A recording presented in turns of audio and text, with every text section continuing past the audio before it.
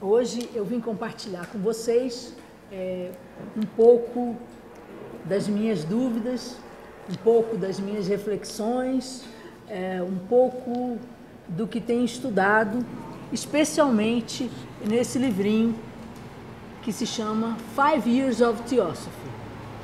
Esse livro é uma compilação de 5 anos, dos primeiros 5 anos da revista The Theosophist, quando a sede mundial foi transferida para a Índia, quando eles se estabeleceram em Adyar, que é a sede mundial até hoje, ela logo se tornou editora do órgão oficial, The Theosophist, e esses primeiros anos têm uns artigos muito interessantes.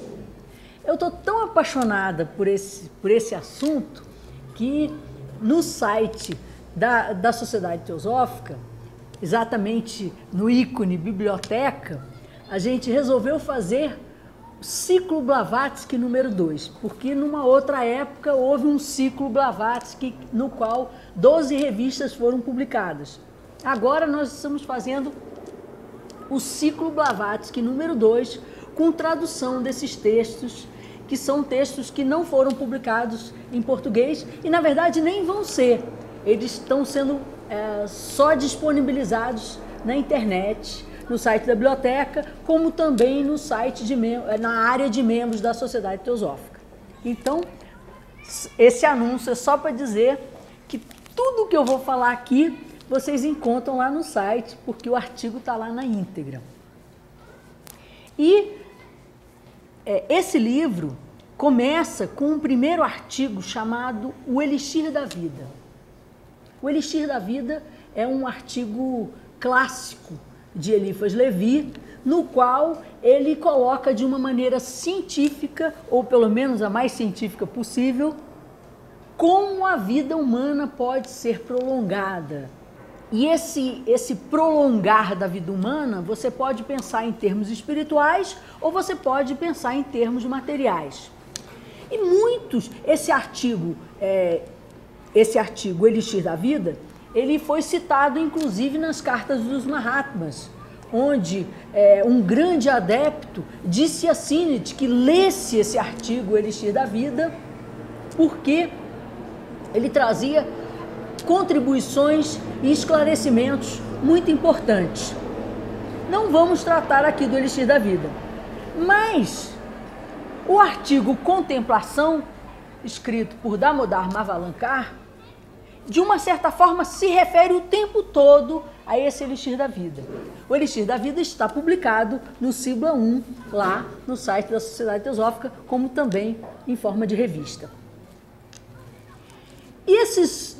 O Estudo Oculto já é um outro artigo escrito pela mão da própria Blavatsky, e esses artigos eles praticamente se contradizem. Isso é o que eu achei mais interessante, porque quando você lê rapidamente o artigo Contemplação, parece que ele está dizendo: cuidado, viu? É perigoso. Mas quando você lê o Estudo Oculto, você vai ver que tem uma fundamentação muito boa, mostrando que apesar dos perigos, é preferível que a gente vá. Então, são essas reflexões que nós vamos compartilhar. Vamos começar com o artigo Contemplação. Damodar explica que a prática da contemplação descontextualizada pode gerar prejuízos. Ou seja,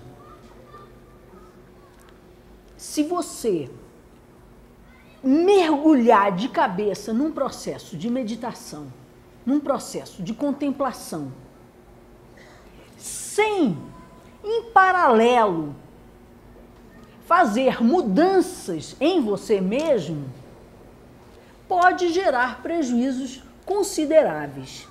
E nesse artigo vocês vão ver que o Damodar conta até de pessoas que ficaram meio doidas, pessoas que perderam o juízo, perderam o controle de si mesmo, etc. Então, todo o artigo está em mostrar o que não se deve fazer com a meditação. Como não usar a meditação de uma forma errada. Então, nesse sentido, a prática da contemplação descontextualizada de um processo de purificação física e moral pode gerar prejuízos. A base que ele propõe, ele cita também um artigo do Eliphas Levi, Damodar Mavalankar cita um artigo do Eliphas Levi, o Elixir da, uma frase, uma passagem, onde diz: raciocinando do conhecido para o desconhecido, a meditação precisa ser praticada e encorajada. E ele coloca que as pessoas tomam isso de uma forma errada. Encorajam a prática da meditação, encorajam que o indivíduo crie um hábito meditativo, mas que isso pode dar problema. Então vamos ver o que ele fala desses problemas. Mas infelizmente seus preconceitos os impedem de compreender o que se quer dizer por meditação. Na verdade, nós temos pouca consciência que os nossos preconceitos interferem diretamente na nossa prática de meditação. Os nossos preconceitos interferem diretamente na maneira com que nós vivemos a vida. Se nós sentarmos para meditar e repetirmos a nossa cartilha, se nós repetirmos aquilo que nós já sabemos, ou seja, acessamos apenas os canais do mental concreto, nós não vamos compreender o que é meditação. Porque a meditação é o inexpressável anseio do homem interior em direção ao infinito.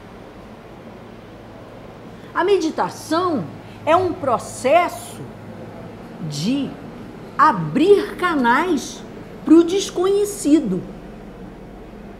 E dessa forma, nós temos que rever os nossos conceitos conhecidos, rever os nossos preconceitos que fazem uma barreira para a percepção do infinito, que não abrem espaço para esse anseio do homem interior em relação ao infinito. Ok, temos que mexer nos nossos preconceitos, temos que mexer na nossa maneira corrente, comum de encarar a vida. Como se faz isso? Damodar nos explica. Aliás, citando o Elixir da Vida de Eliphas Levi. Ele pega passagens inteiras do Elixir da Vida e comenta que o processo se dá com uma cobra trocando a própria pele. Um processo de substituição de partículas. Assim como nós, cada 7 anos, não temos mais as mesmas células porque elas foram todas substituídas, também há um processo de substituição no nível psicológico. E é esse processo de substituição psicológica que vai permitir que nós mudemos os nossos, que nós eliminemos os nossos preconceitos. Preconceitos esses que formam uma barreira em relação àquilo que é realmente espiritual. Tudo bem, dá uma imagem assim, mas vamos ver o que Damodar tem a nos dizer a respeito desse processo de substituição de partículas. Gente, ele está falando de espiritualidade mesmo. Ele está falando em tornar os nossos ideais factíveis. Não é brincar de repetir palavras bonitas. As palavras bonitas, elas estão no nível dos nossos preconceitos, que muitas vezes nós repetimos mecanicamente, mas nem mesmo achamos direito aquilo que estamos falando. Ele está falando de um processo de eliminar essas barreiras e ter acesso à verdadeira espiritualidade. A ciência nos ensina que o homem muda seu corpo físico continuamente, e essa mudança é tão gradual que é quase imperceptível. Por que seria diferente com o homem interior? Esse último também está se desenvolvendo e mudando de átomos a cada momento. O que é o homem interior nesse linguajar? Está falando do homem psicológico, não está falando do ser espiritual. O ser psicológico, com seus desejos, com seus anseios, também tem uma vida própria e forma os seus preconceitos. Os preconceitos mentais, eles não estão no cérebro. Eles estão nas partículas do corpo mental. E a atração desses novos grupos de átomos depende da lei de afinidade. Os desejos do homem atraindo para sua morada física só aquelas partículas que forem necessárias para lhes dar expressão. Essa passagem está um pouco complicada, não é? Que lei de afinidade é essa? É o karma. É o karma que faz com que você atraia aquilo que você deseja. Tem um filminho passando aí no cinema chamado Reencarnação. E o subtítulo dele é Cuidado com o que você deseja. Até sobre reencarnação ele não é um bom filme. Mas enfatizando que aquilo que você deseja aparece na sua frente. Por quê? Porque através de uma atração da lei das afinidades, os desejos do homem atraem para sua morada física aquelas partículas para lhes dar expressão. E é dessa forma que, através dos nossos desejos, nós plasmamos a nossa vida física. Um exemplo que eu costumo usar é que hoje eu sou advogada, mas num momento passado, isso era um desejo meu. Que eu movimentei a matéria mental e criei condições no plano físico para que isso se realizasse. Isso é uma maneira de você visualizar como, através dos desejos, você cria condições físicas e plasma sua vida naquela direção. Com isso, você movimenta a lei do karma, que é aqui descrita como lei de afinidade. Então ele mostra que através desse processo de substituição de partículas mentais, você pode ir se libertando dos seus desejos, você pode, não só dos seus desejos, você pode ir se libertando dos seus preconceitos, dos seus entraves e abrindo verdadeiro espaço para a espiritualidade.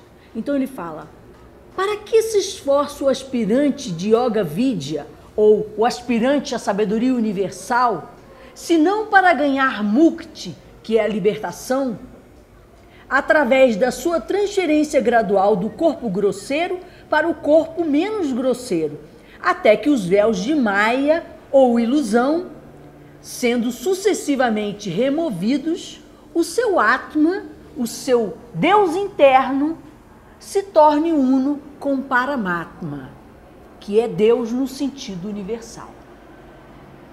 Então, essa aqui é uma descrição complicada do processo de espiritualização. Como é que a gente se espiritualiza? Fazendo que Deus em nós se una ao Pai. O nosso Atma se torne uno com Paramatma.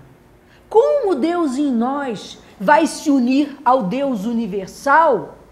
E esse processo de remoção se dá por uma substituição gradual, onde nós vamos nos sutilizando, purificando, para que ganhemos a libertação, mukti, através desse processo que é chamado de evolução, num sentido genérico, é chamado de evolução espiritual num sentido mais específico, é chamado de ganhar o reino dos céus, porque ganhar o reino dos céus não é nada mais do que o nosso Atma individual, liberto, se unir a Paramatma, que é o reino, a glória. É complicado, mas é uma descrição bastante específica dos entraves que nós precisamos tirar do caminho para atingir o reino dos céus. Entraves, na sua maioria, mentais. Não só mentais, mas vamos ver que tem muito entrave mental também. Então, Damodar critica: será que ele supõe que esse magnífico resultado possa ser alcançado em 2 ou 4 horas de contemplação? Será que a gente medita assim rapidinho e já chegou no reino dos céus e está tudo resolvido? Parece que a coisa não é tão simples. E nas 20 ou 22 horas restantes do dia em que o devoto não se fecha no seu quarto para meditar, cessará esse processo de emissão de átomos e a sua consequente substituição por outros? Ou seja, não adianta a gente ir na missa no domingo, querer o bem da humanidade e passar de segunda a sábado querendo que a humanidade se dane. Não adianta. Porque num processo que você começa na meditação de substituição de partículas, se todo o seu dia não está na mesma direção, fica que nem a Penélope. Ela faz o crochê durante o dia, de noite ela desfaz tudo. Aí ela faz o crochê durante o dia, de noite ela desfaz tudo. Quer dizer, você começa um processo de abertura de consciência durante as horas de meditação e fecha essa abertura com um viver de uma maneira contrária àquela. Quer dizer, com isso, Damodar está nos explicando em bom tom que a nossa vida precisa estar na mesma direção do que a nossa meditação. O processo precisa ser integral. Se não, então como ele espera conseguir atrair por todo esse tempo só as partículas adequadas para o fim que almeja, as 20 ou 22 horas restantes do dia? Assim como o corpo físico necessita de uma atenção incessante para se impedir a entrada de uma doença, também o homem interno requer uma atenção intensa para que nenhum pensamento consciente ou inconsciente possa atrair átomos inadequados para o seu progresso. Ou seja, o processo tem que ser integral.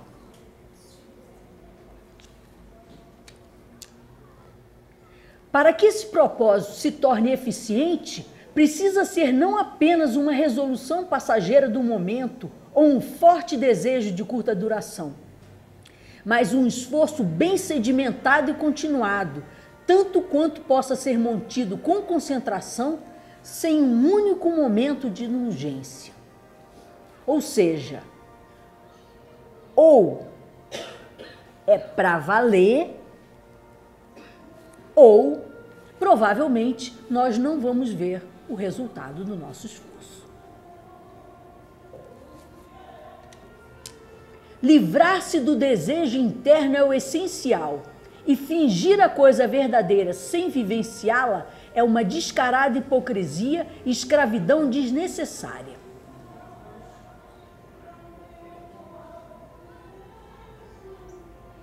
Essa coisa de ser bonitinho por fora e por dentro se permitir todo tipo de pensamento não vai dar certo. O processo tem que ser integral. O processo tem que envolver os nossos pensamentos, as nossas palavras e as nossas ações. Quer dizer, a hipocrisia cai por terra. Ela é uma escravidão desnecessária. Por quê? Porque o homem interno, o ser pensante através dos seus desejos, vai acabar atraindo uma situação que ele não tem controle. Porque é através dos seus desejos que ele plasma a sua vida interna e não o contrário. Então, se o controle for só na conduta e não nos pensamentos e não nos desejos internos, o próprio karma vai dar jeito de derrubar o sujeito. E por isso, o hipócrita muitas vezes se vê em situações altamente contraditórias. Porque ele trabalha com o externo, ele não trabalha com o interno. E o processo de espiritualização, ele precisa ser em muitos níveis, principalmente no interno. Tem uma historinha nesse artigo do rei Janaka. Essa é uma historinha até engraçada. É uma historinha de um rei que era tido como um adepto, que era tido como um ser liberto. E aí alguns fanáticos acharam que como é que ele dava conta de ser um rei lidando com os assuntos do mundo e ser um ser liberto. Então eles formaram uma comissão e foram investigar o rei Janaka, achando que aquela espiritualização dele era balela, era conversa fiada. Janaka, como era um ser realmente espiritual, quando eles entraram, já percebeu os pensamentos deles, do grupo, né? E armou uma situação. Fez com que eles ordenou aos seus súditos que preparassem uma rua com mulheres lindas cantando as canções mais sensuais e preparou todo um cenário, pegou os fanáticos e botou eles com uns jarros na cabeça, cheios de água até o topo, uns soldados do lado, dizendo: vocês vão ter que passar por aquela rua e se pingar uma gota fora do jarro, a cabeça de vocês cai. E aí os fanáticos ficaram apavorados. É óbvio que isso é uma história mitológica. É óbvio, os fanáticos ficaram apavorados, passaram pela rua e passaram no teste. Aí quando eles não respingaram nenhuma gota de água. Quando o rei Janaka encontrou de volta com eles, até numa forma irônica, disse: o que vocês viram lá naquela rua?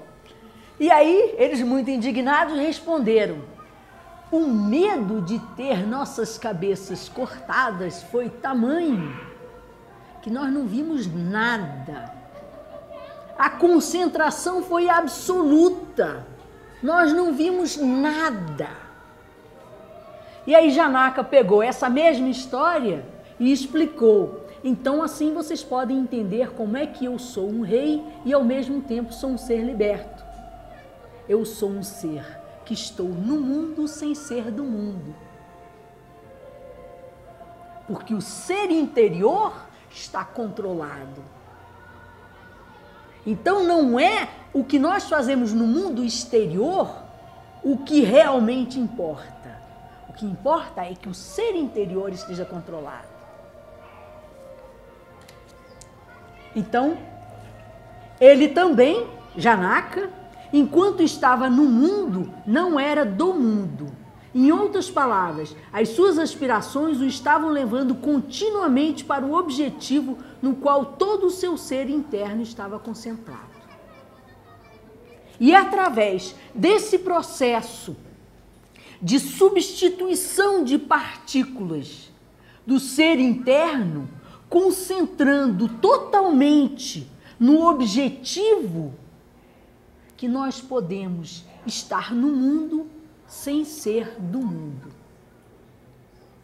Que nós não nos contaminamos com as coisas à nossa volta, como a flor de lótus que nasce do lodo e brota e as suas pétalas não são maculadas nem pela água, nem pelo barro de onde ela veio.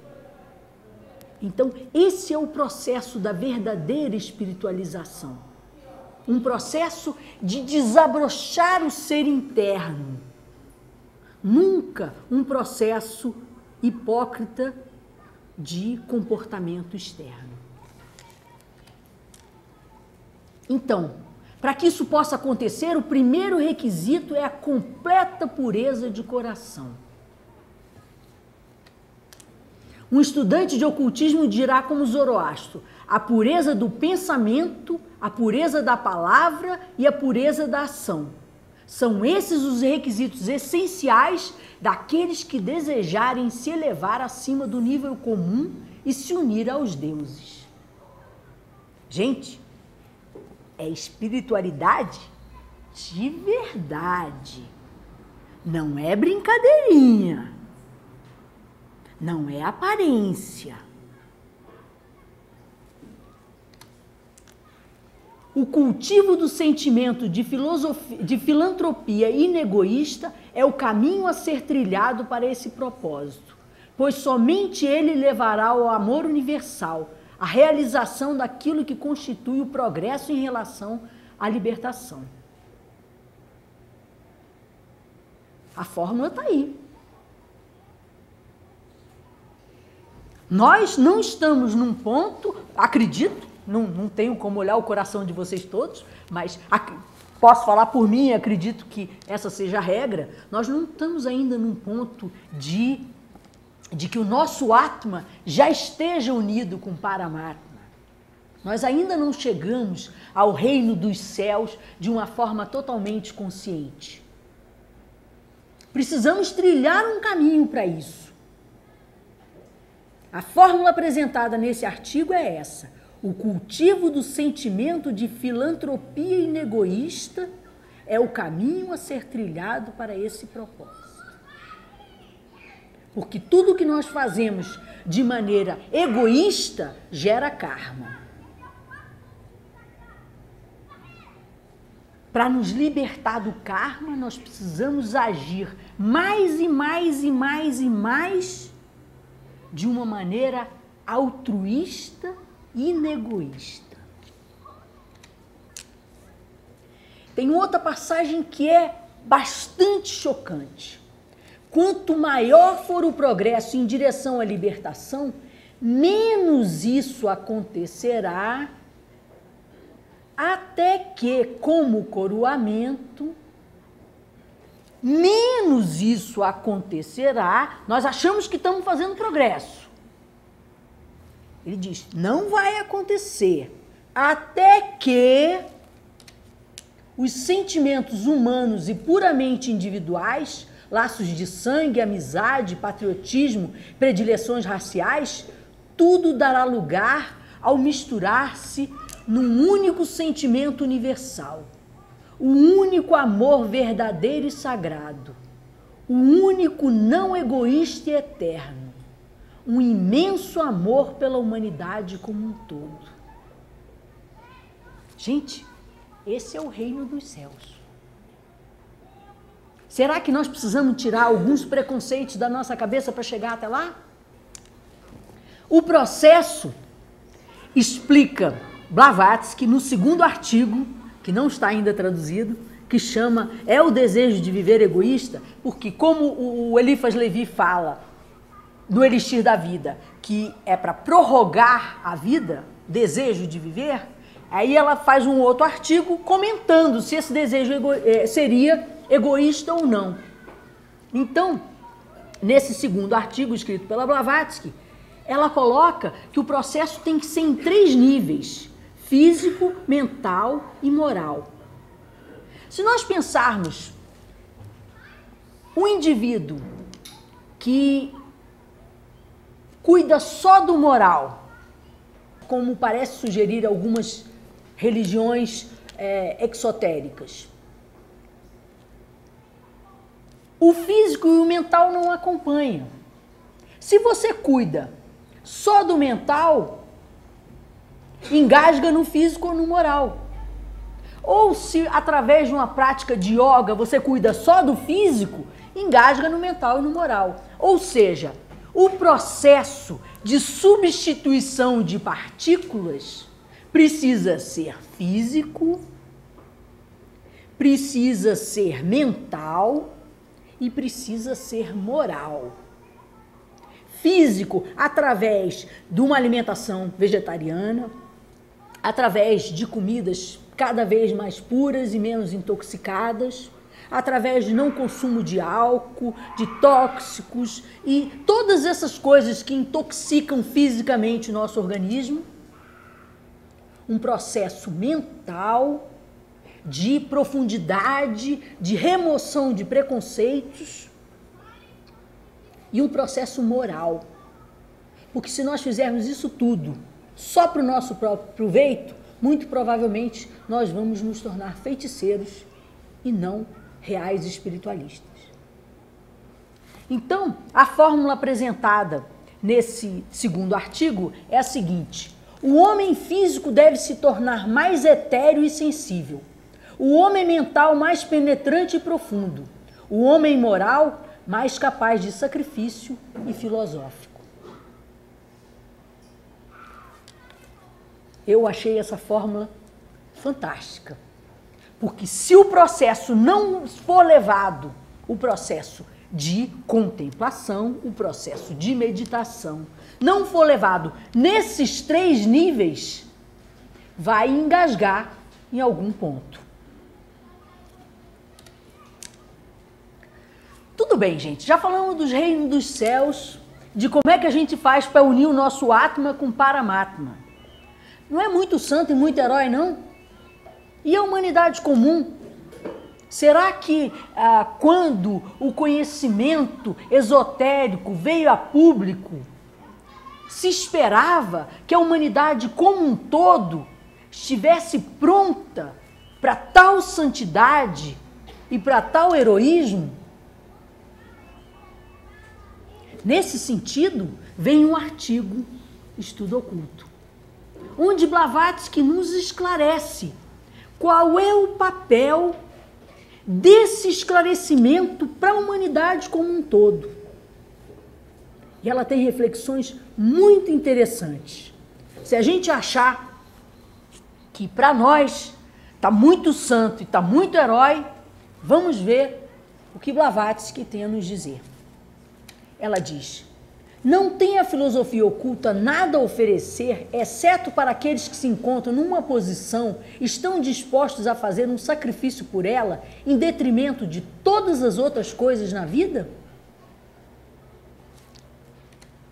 Nesse caso, seria inútil trazer a filosofia esotérica para o mundo.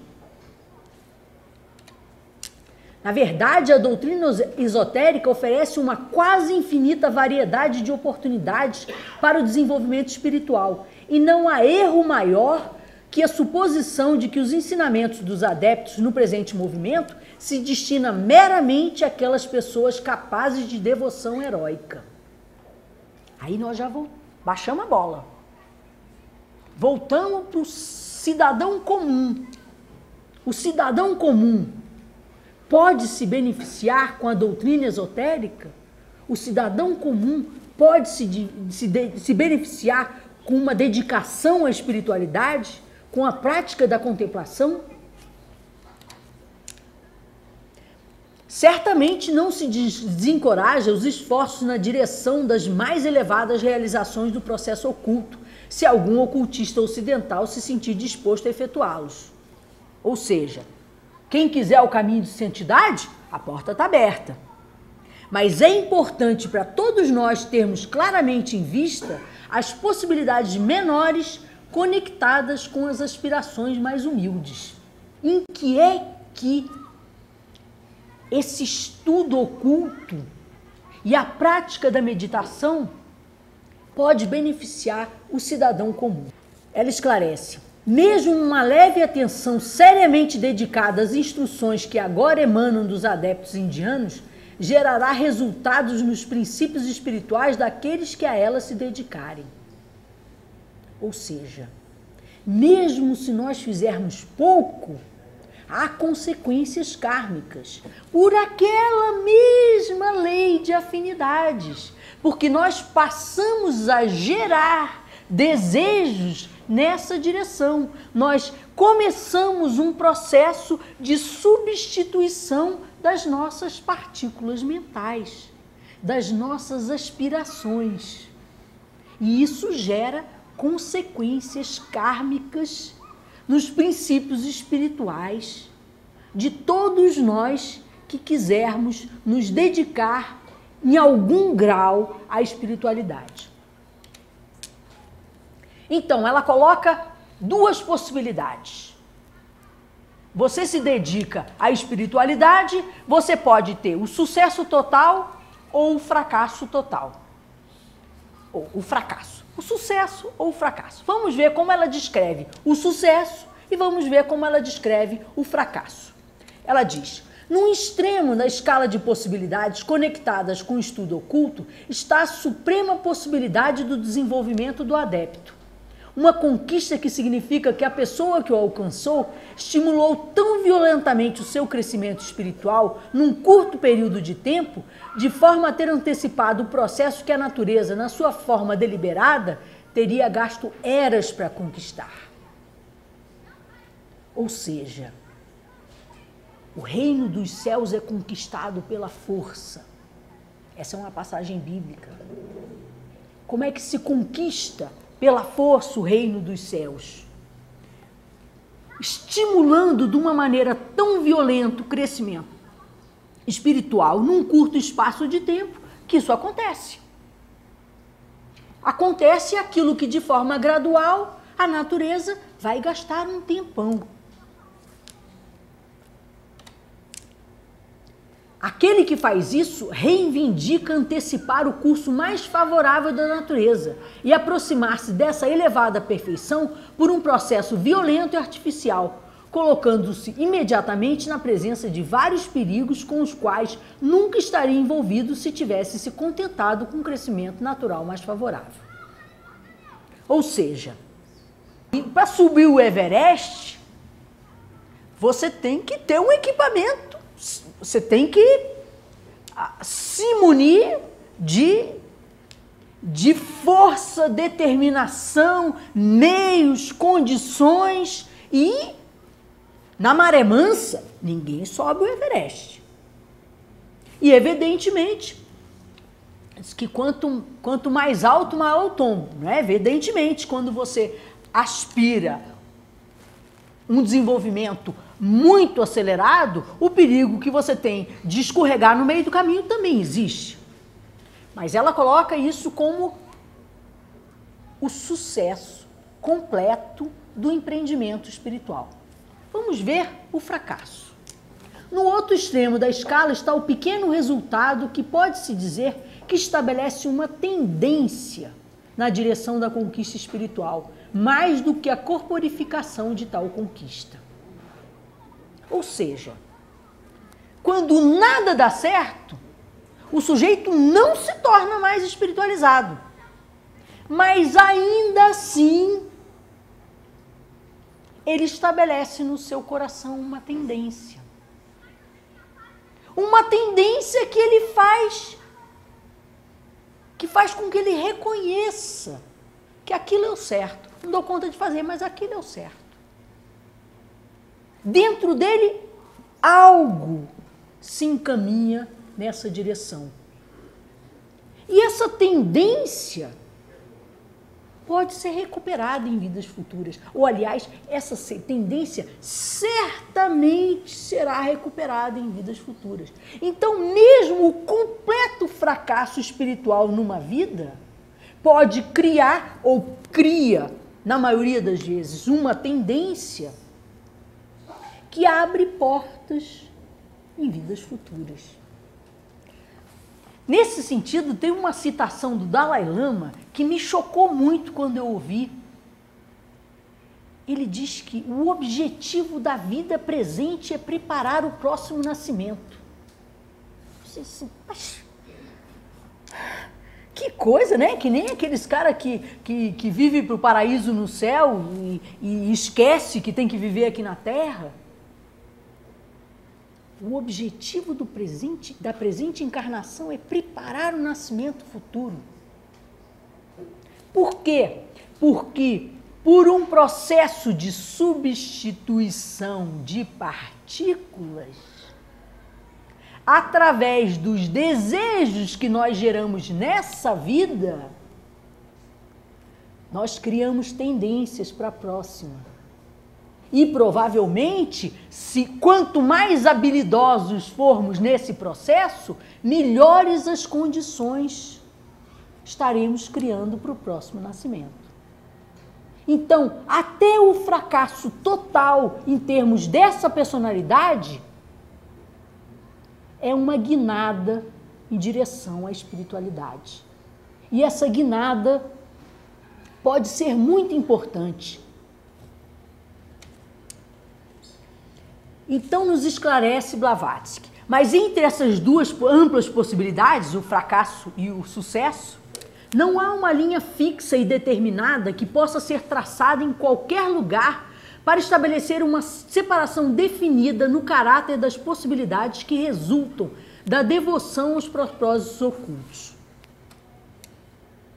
Existe a possibilidade de um crescimento vertical em direção à perfeição final.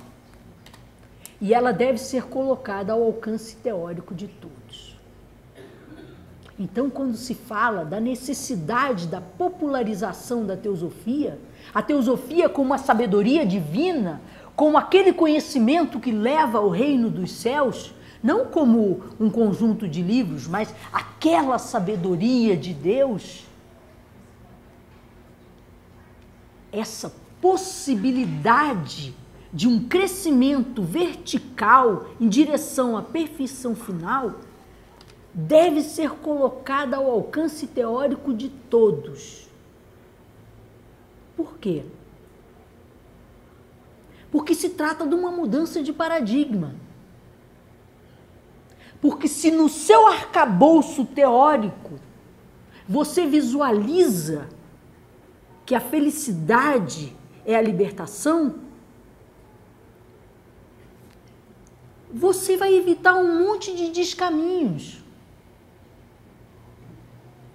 O indivíduo não vai, por exemplo, vamos dar um exemplo caricaturesco, drástico, o indivíduo não vai roubar porque a polícia vai pegar. Ele não vai roubar porque a polícia kármica vai pegar de qualquer maneira. E isso vai implicar em sofrimento. Isso vai implicar em você estar criando entraves, você está criando lixo.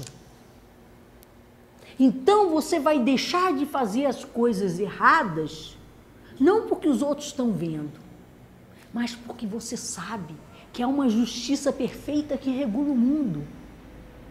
E essa justiça tudo vê. E ela, tudo que você faz gera consequências. Então, essa mudança de paradigma é fundamental. Se você não gosta muito de uma pessoa, encontra uma pessoa e diz, nossa, que pessoa antipática, meu Deus do céu.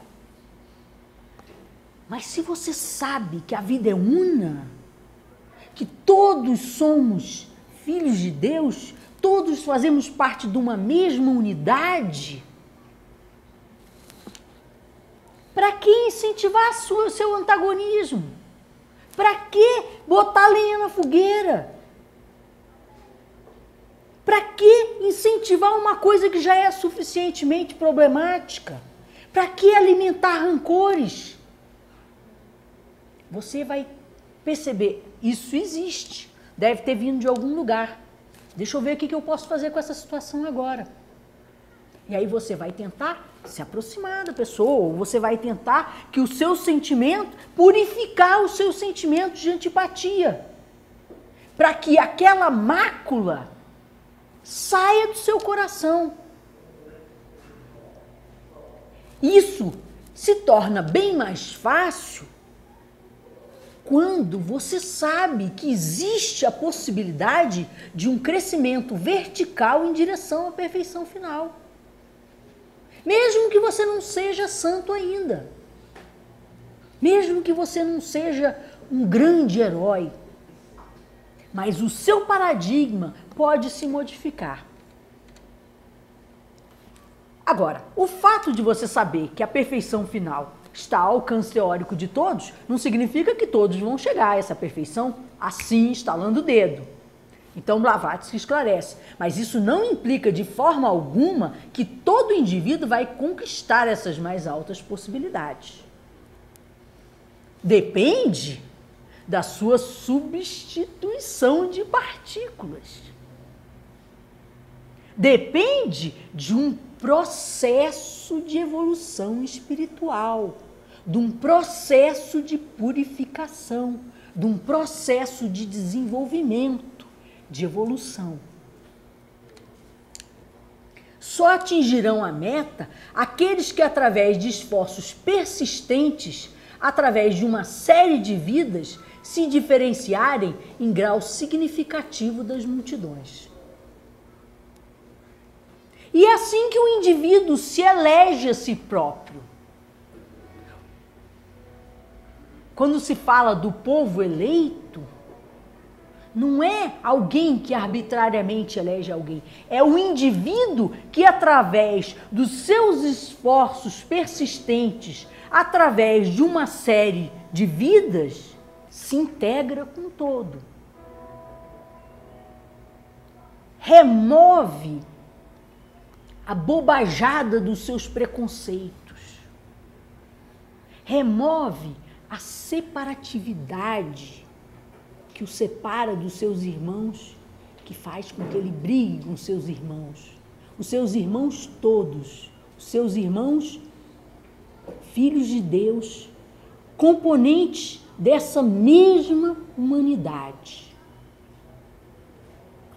Madre Teresa de Calcutá, quando perguntava se ela amava um pobrezinho, ela dizia: não, eu não amo o pobrezinho, eu amo Deus que está nele. É uma maneira de dizer.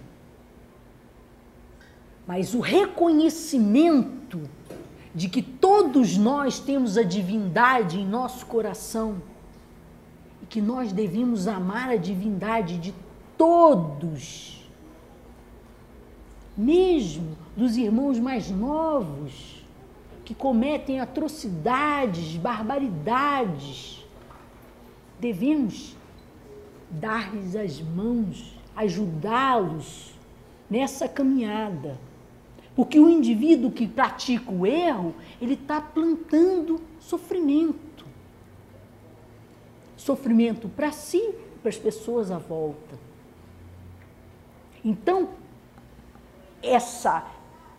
atingir a meta implica um grau de santidade e de heroísmo, que talvez nós não temos condição de atingir assim, rapidinho, amanhã de manhã.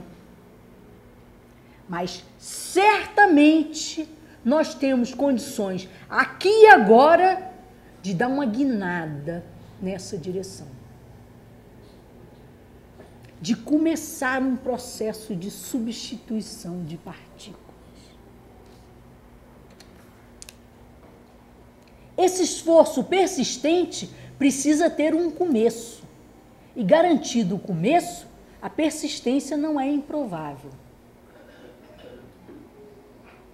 É isso que eu chamo de guinada em direção à espiritualidade.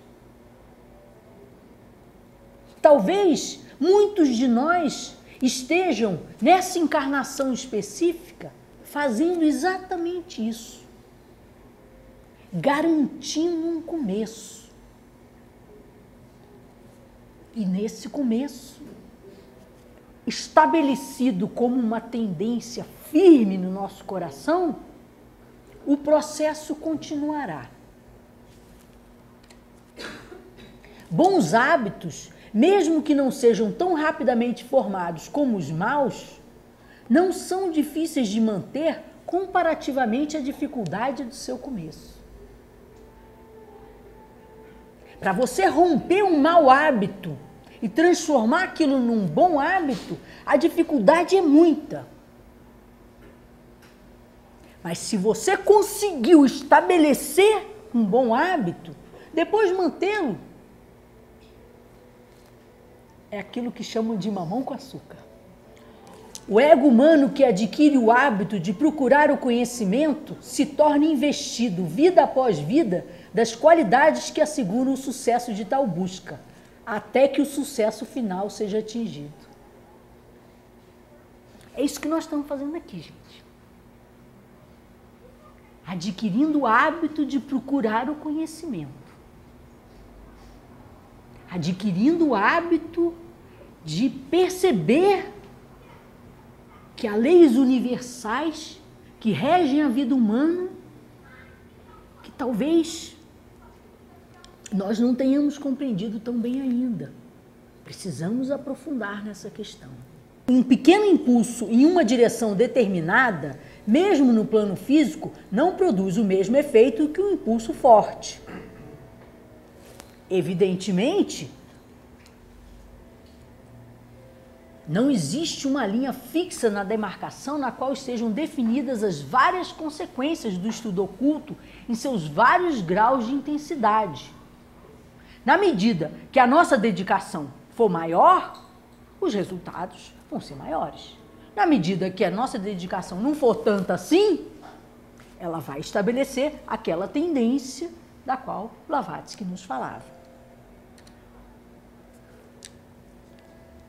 Aqueles que contemplam o desenvolvimento do progresso espiritual paciente pelos lentos caminhos da evolução natural, não se requer nada mais que aplicação intelectual. Ou seja, se nós só fizermos um trabalho intelectual, mesmo assim, os resultados espirituais dessa guinada em direção à espiritualidade serão sensíveis. Nós podemos escolher um caminho heróico, um caminho de santidade, ou um caminho mais simples. Só que o caminho mais simples é mais lento. E o caminho mais árduo é mais rápido. Agora podem dar um impulso à sua evolução pessoal que talvez não tenham a mesma oportunidade com a mesma vantagem se a presente oportunidade não for aproveitada. Isso está ligado à razão de ser da sociedade teosófica, de por que a grande hierarquia oculta resolveu levantar uma pontinha do véu. Porque talvez nós tenhamos condição de dar um impulso à nossa evolução pessoal que não teríamos condições se essa pontinha do véu não tivesse sido revelada. Se essas verdades da sabedoria eterna não tivessem sido colocadas ao nosso alcance. E ela faz um alerta. Um ocultista não ameaça aqueles que se afastam de seus ensinamentos com nenhuma consequência que possa ser necessariamente desastrosa. Mesmo o fracasso tem vantagens. Não devemos ameaçar e dizer que só pessoas com capacidades heróicas, de santidade extrema, devem se dedicar à contemplação, à meditação e ao estudo oculto. Esse tipo de ameaça é contraproducente. Ele só diz que aqueles que o executarem terão vantagens com isso, na exata proporção do zelo que assumem o estudo oculto e a pureza de motivos com que o promovem para outros. Se, na verdade, o meu motivo de promover o estudo oculto para outros é um motivo egoísta, isso não me trará vantagens do ponto de vista espiritual. Se o zelo vai determinar que a dedicação maior vai gerar mais resultado, a dedicação menor vai gerar menos resultado. E é assim na vida como um todo. Tudo que a gente se dedica dá mais fruto, tudo que a gente se dedica menos, dá menos fruto. Isso também em relação ao estudo oculto. Aí ela esclarece por que esse artigo, o estudo oculto, foi escrito. O propósito do artigo está em mostrar os efeitos benéficos que podem advir para as pessoas comuns, vivendo vidas comuns, da moderada devoção à filosofia oculta, que é compatível com tais vidas comuns e que se precaveiam em relação à crença errônea, a errônea crença de que não vale a pena se engajar na ciência oculta, a não ser que se atinja o resultado final, que é o adeptado. Mesmo as possibilidades mais modestas podem ser de extrema utilidade. E eu termino com a conclusão de Damodar no artigo Contemplação. Talvez não esteja fora do lugar recapitular o que já foi dito. A primeira coisa a ser feita é estudar os axiomas do ocultismo e trabalhar sobre eles através dos métodos dedutivo e indutivo, que é a real contemplação. Para que isso se transforme num propósito útil, aquilo que é compreendido teoricamente precisa ser realizado na prática.